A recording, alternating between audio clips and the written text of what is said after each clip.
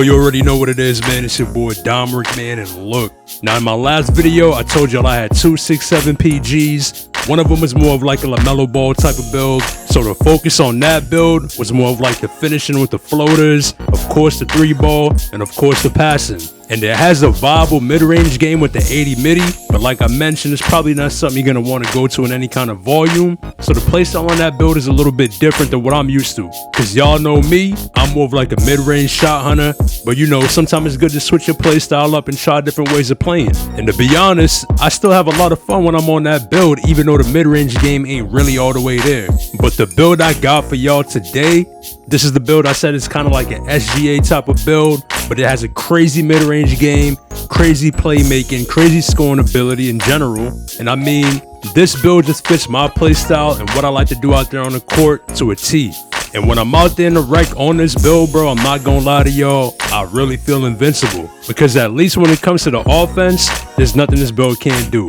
And I don't know what it is about these 6'7s, but it seems like every single 2K, they just make for the perfect PGs. They get the best attributes. Now, they may not be as fast and shifty as some of the smaller guards, but if you got the stick skill, trust me, bro, you can definitely get it done out there.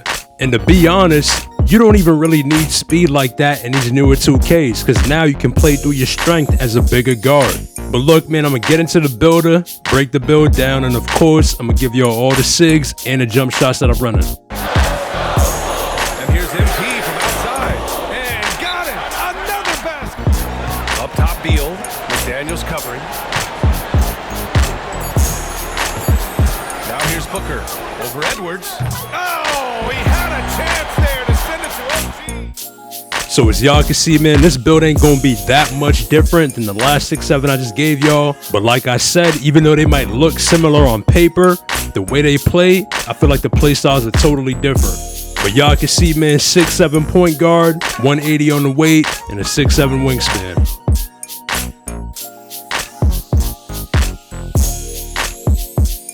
Now again, y'all gotta remember, we're making this build with the cap breakers in mind. So as of right now, we got 6 cap breakers, and I'm gonna end up using one of them on my driving layup. So we're gonna start off with a 92, but that +1 is gonna get us that 93, and of course, gold layup, mix master, and all that. And on my build, I think I only went with the 40 drive and dunk, because y'all know I don't really care about dunks like that. But after I show y'all my build, I'm gonna show y'all another way you can do it real quick to get a little bit more drive and dunk and meet that standing dunk minimum as well. But y'all can see, just like the last build, there's gonna be an elite finisher around the rim with the layups, contact layups, floaters, and these smaller guards are gonna have their work cut out for them if they're trying to stop you from getting to the rim.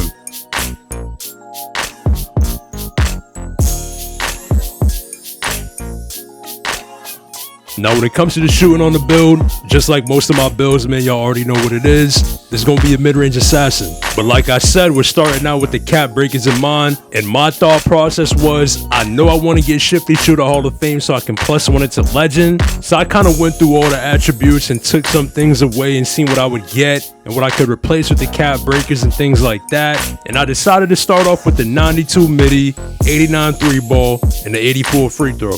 Now, like I said, bro, when I'm out there in the rec on this build, I feel invincible. Like, I don't feel like there's such a thing as a bad shot.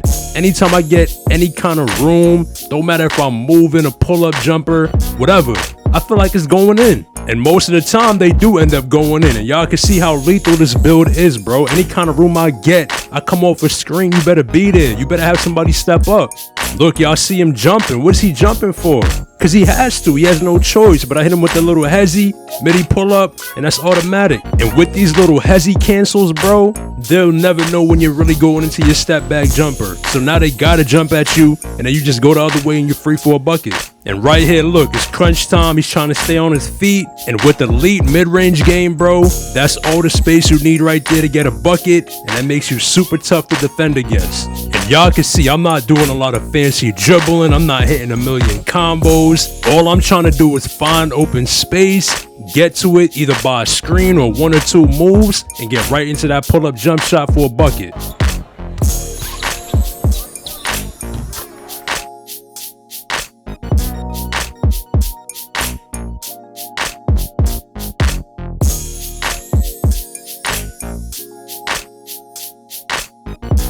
Now, the last build I gave y'all had a 99 pass accuracy on it, and just like any other 99 attribute, you don't really need it, but it's still a lot of fun to have it and play around with it. But for me, I feel like 95 is the perfect pass accuracy to have on a point guard build, because that's going to get you gold visionary, gold Dahmer, or Hall of Fame Dahmer, and of course, gold bailout, all the pass styles and everything like that. And then if you want to +1 something to Hall of Fame later, you can feel free to do that. But like I said in my last video, when it comes to these offense-heavy guard builds, this is pretty much my defensive setup right here. I just try to get the bare minimum, and for the most part, this gets the job done for me and how I like to play. So I get the bronze on-ball menace, the bronze interceptor, so I can play some lanes. And of course, if your timing is good, you know you can get the bump steals, on-ball, and all that. But again, this is an offensive build, so this build's impact is going to be felt on the offensive end, but you're not going to be a complete cone out there on the court. Now, this is my actual build right here, but like I said in the intro, as y'all can see, I have an 81 agility, and I really don't need that because that 81, that 1 point,